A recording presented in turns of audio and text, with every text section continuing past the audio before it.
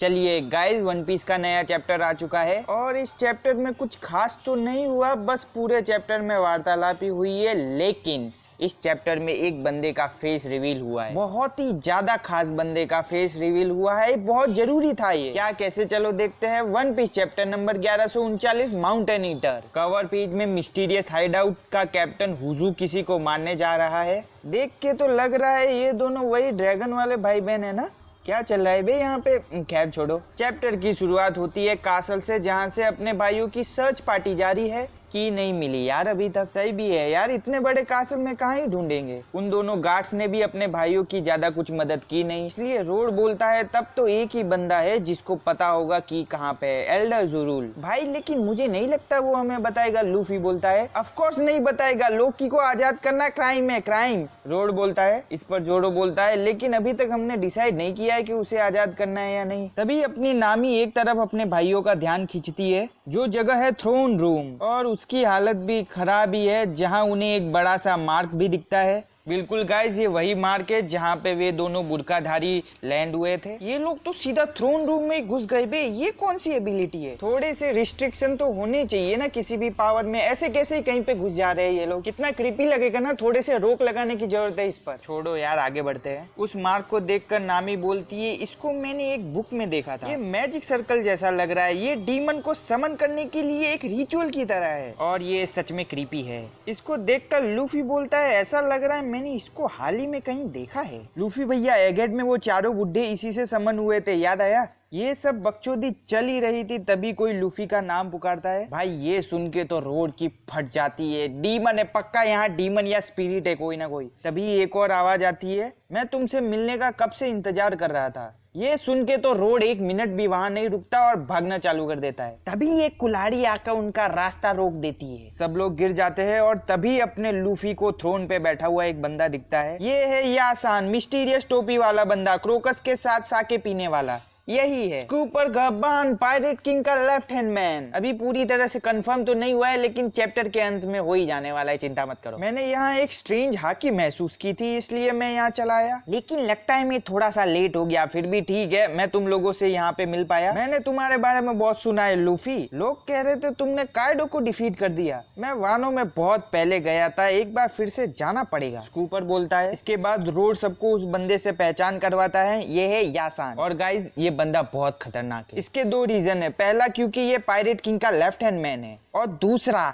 इसने एक जाइंट पेल के रखा है, लिटरली। यस बिल्कुल गाइज, यही है मिस रिप्ले का पार्टनर और उस कोलन का बाप। तो चलिए गाइज, अब इस बंदी की दिक्कतें सुनते हैं। इसने एक जाइंट से शादी की है। पहली बात, ये सेंसी नहीं बना रहा है। इसका बेटा 20 साल का है और इसकी बीवी 80 साल की है। लेकिन तुमको पता है जाइंट्स कितना जीते हैं, तो सिर्फ यही बंदा बुढ़ा हो रहा है और ये अपने बेटे को अपने हाथों में उठा भी नहीं सकता है, क्योंकि कोलन के लिए तो उसके बाप से बड़ा तो उसका लंड ही होगा। अच्छा, तो अब समझ में आ गया तुमको। इसलिए गाइज इंटरकास्ट मैरिज नहीं करनी चाहिए, वन पीस वर्ल्ड में तो बिल्कुल नहीं करनी चाहिए। लेकिन इस बंदे को थोड़ा सा भी रिग्रेट नहीं हो रहा है। प्यार की कोई सीमा नहीं होती, बनानी पड़ेगी लगता है, वरना ऐसे चुतिया पे और होते रहेंगे, बल्कि हो रहे हैं। लॉन्ग लेग, लॉन्ग नेक, बहुत से हाइब्रिड घूम रहे दुनिया में। भाई तू इस फील्ड में काफी एक्सपर्ट लग रहा है, अपना जोरो बोलता है। बिल्कुल, क्योंकि मैं हूँ मिशनरी ऑफ लव। वो सांजी की याद आ गई, वो भी इतना बड़ा ही चूतिया है। वो सब छोड़ो, ओल्ड मैन, लोकी को फ्री करने वाली चाबी कहाँ है? लोकी सीधा उस बुड्ढे से ही पूछ लेता है। भाई ये सब तू हर किसी से ऐसे ही कैजुअली नहीं पूछ सकता, रोड बोलता है। अच्छा ऐसा क्या, तब तो भूल जाओ जो भी मैंने कहा, लूफी बोलता है। हमेशा की बकचोदी जो लूफी करता रहता है हर बार। लेकिन बुढ़ऊ ने सुन लिया, लोकी, ओहो इंटरेस्टिंग,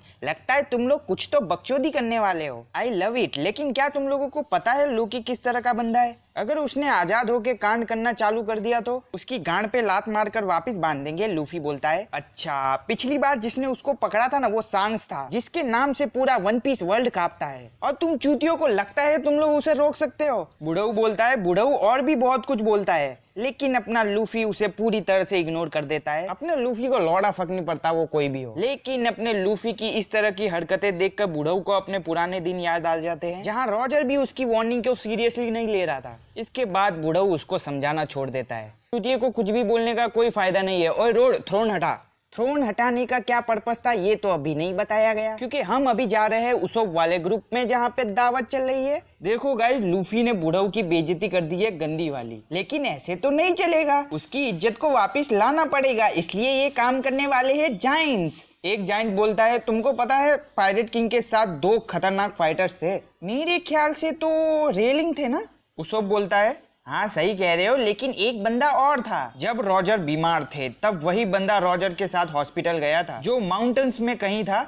तब एनिमी पायरेट्स ने हॉस्पिटल को घेर लिया रॉजर को पकड़ने के लिए, लेकिन उस बंदे ने बस अपने दोनों हाथों में कुल्हाड़ी के साथ उन सब से भिड़ गया। और इतना ही नहीं, जब बैटल खत्म हुई तब उस माउंटेन पे एक सिंगल पेड़ तक नहीं बचा, पूरे माउंटेन को नंगा कर दिया था, और इस तरह उसका नाम पड़ा माउंटेन ईटर। इस घटना का तो पता नहीं, लेकिन इस घटना की वजह से इसे माउंटेन ईटर का टाइटल तो मिलना ही चाहिए। ऐसा कहा जाता है कि उसकी स्ट्रेंथ सिल्वर रेलिंग के बराबर है, और वो है पायरेट किंग का लेफ्ट हैंड। फिर हम वापस चलते हैं कैसल की तरफ, जहाँ थ्रोन हट चुका है और हमें मिलता है हिडन रूम। इसको देखकर नाम ही तो बहुत खुश है, उसमें हो सकता है ढेर सारा खजाना, लेकिन नहीं, सारे बॉक्सेस खाली। खजाना तो नहीं मिला, लेकिन चाबी मिल जाती है, और खजाना लूट चुका है गाइस। बहुत पुराना कैसल है ना, तो कोई आके हाथ मार गया होगा, लेकिन किसी ने भी चाबी को हाथ तक नहीं लगाया। वही बुढ़ऊ समझाने की कोशिश कर रहा है कि बैड गाइस तक लोकी को आजाद नहीं करना चाहते, तो क्या तुम फिर भी ये करना चाहते हो? अगर हाँ तो पहले आओ और मुझसे लड़ो। ये कहने वाला कोई और नहीं, रॉजर के कंधे से कंधे मिलाकर चलने वाला पायरेट किंग का लेफ्ट हैंड मैन स्कूपर कहबान है। और इसी तरह ही इज हियर के साथ चैप्टर का अंत होता है। चलिए गाइस, नेक्स्ट चैप्टर में स्कूपर वर्सेस लूफी तो पक्का है, लेकिन इस बार मांगा ब्रेक पे है तो थोड़ा इंतजार करना पड़ेगा। वैसे स्कूपर को एल्बाम में देख के ऐसा लग रहा है मैंने मार्केट में जो थियरी देखी थी वो सच हो रही है। वो कुछ ऐसा था कि पायरेट किंग ने जॉय बॉय को लाफ्टेल तक पहुंचाने के लिए अपने बंदों को सेट करके रखा है। जैसे सांग जॉय बॉय के कैंडिडेट को ढूंढेगा और उसे एक मकसद देगा वन पीस ढूंढने के लिए, ताकि वो ग्रैंड लाइन में जाए, और क्रोकस ग्रैंड लाइन के दरवाजे पे इंतजार करेगा और जॉय बॉय के कैंडिडेट को आगे का रास्ता दिखाएगा। और फिर रेलिंग न्यू वर्ल्ड के दरवाजे पे तो बैठे ही है, आगे का रास्ता वो दिखाएंगे और न्यू वर्ल्ड के खतरों के लिए ट्रेन करेंगे, और आखिर में स्कूपर एल्बाफ में रहकर लाफ्टेल तक का रास्ता दिखाएगा। ये थियरी देखी थी मैंने, अब तक तो सही चल रही है, क्या पता मैन मार्क बाय फ्लेम भी स्कूपर ही निकले। थियरीज तो बनती रहती है, लेकिन होगा वही जो ओडा सर जी चाहेंगे। चैप्टर की बात करें तो अच्छा था यार, लेकिन आज के लिए इतना ही, बाय।